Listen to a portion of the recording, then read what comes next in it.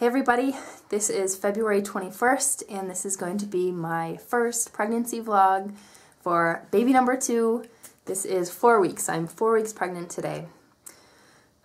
We are just so thrilled to have the opportunity to do this all again, the whole thing. The good and the bad of pregnancy and birth and raising kids. It's just going to be, it's going to be wonderful. The first thing I have to say is just that, of course, it's super early, and we are probably more nervous than ever, for this to be a healthy pregnancy, because of the loss we had in the fall. But I have just decided that I'm just going to trust. But that's the theme. That's the theme of now. It's just trusting and hoping, and just hopefully every day we'll just keep moving forward. So I want to backtrack just a little bit. I made a video, my last TTC update I made was about what I was doing differently the cycle we conceived, I guess our last cycle. And I mentioned a lot of like diet changes and supplements I was taking, and exercise and different things, Chinese medicine, and I left out a couple things. So just in the vein of like keeping record, I want to mention a couple like feng shui type things that I was doing that I had read a little bit about. I switched out all of our floral linens, so we didn't have any floral patterns around us during the time of possible fertilization. Supposedly it can like take away from that actually happening. And I wore bright colors because that's supposed to get your chi flowing more and just sort of perk you up and keep your energy moving faster and stuff, and promote growth and all those things. And also I tried, around the time of ovulation, I tried to focus on eating things like seeds and sprouts and things that sort of have, like, contain within them the potential for life and growth.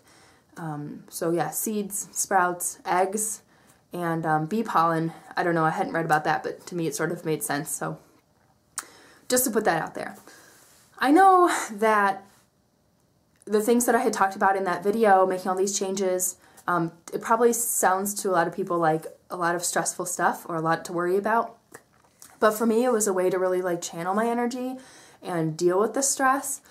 I know for a lot of people, they say like, oh, if you just relax, like if you just, don't chart and don't worry about any of this stuff and just kind of take it easy, whatever, it's better, and then you get pregnant. But for me, making those changes and really feeling proactive about things put me in a positive headspace, and I think more than anything that's what matters. So whatever gets you to that point, that's where you want to be, when you're trying to conceive. You want to just feel good, and I can say that I did feel good. I felt relaxed, even though I was busy doing all of these things, because I felt like they were all really positive changes for me.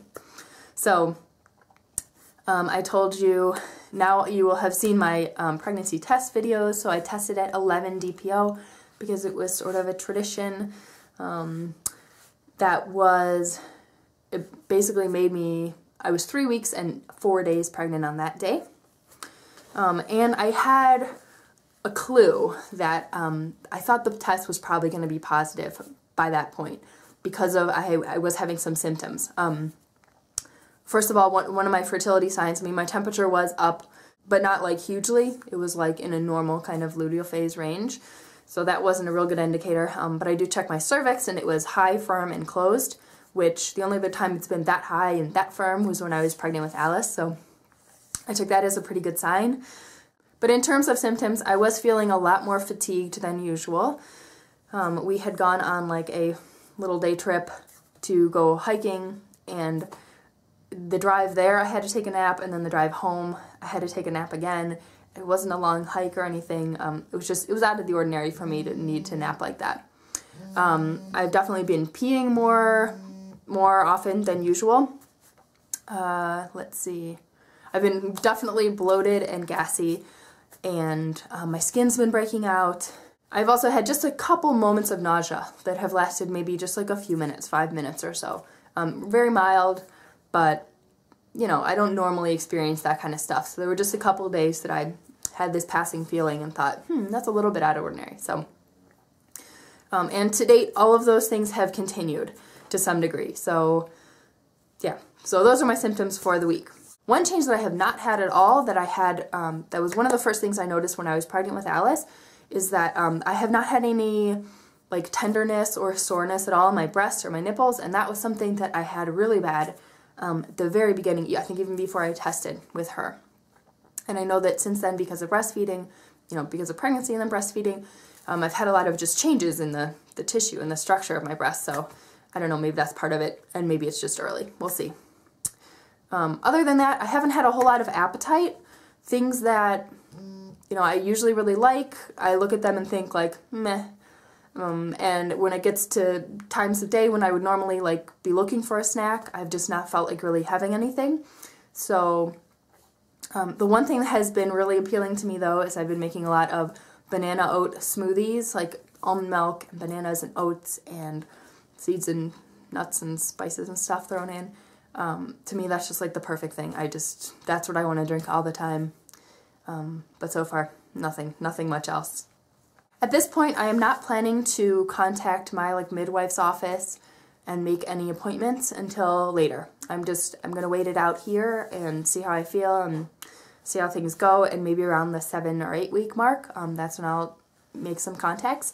I'm not sure if I would go to my old midwife's office to just get, you know, the initial sort of testing and confirmation and that kind of stuff, and just kind of let her in on what's going on, because I'm not sure I'm going to go with her practice again for this birth. Of course, I'll get much more into it later, but I did have a positive experience. I just considering a few other options. So at this point, I don't have any plans to, you know, get any kind of confirmation or anything. I actually don't even have any other pregnancy tests in the house. I have one more cheapy test. I tested with one cheapy, and I have one more that I don't really plan on using unless I feel like I have a reason to worry.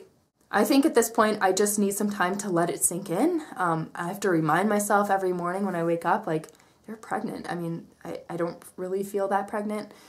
And it's just so new. We just keep forgetting. So I'm going to give it a little bit of time, and, you know, we'll go from there. I will do a belly shot just in the interest of showing like a starting place. I don't know if I'm going to make my regular videos in this, I'm in the guest space behind our house. Lighting in our house at night is really bad, and Alice only naps for a very, very short time during the day, and I cannot usually make videos during that time slot, so I'm going to have to figure out what's going to work for me here on Thursdays. But anyway, here's my bloated belly. I do think that I will probably, you know, my belly will probably change a lot faster than it did with the first pregnancy, so just in the interest of starting out, this is where I'm at. I'm at my normal weight, which is 108, but I do feel a little bit more bloated, like my jeans feel a little bit tighter than usual. It's a little slightly more uncomfortable, but I know it doesn't really look like anything to anybody else. Okay, final thing is the best thing about the past week, and of course, what could trump finding out that we were pregnant?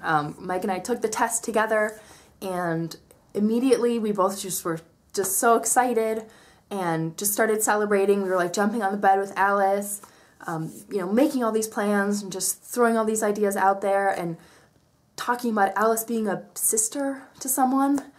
I don't know, I just can't even wrap my mind around it yet, but we just had so much fun.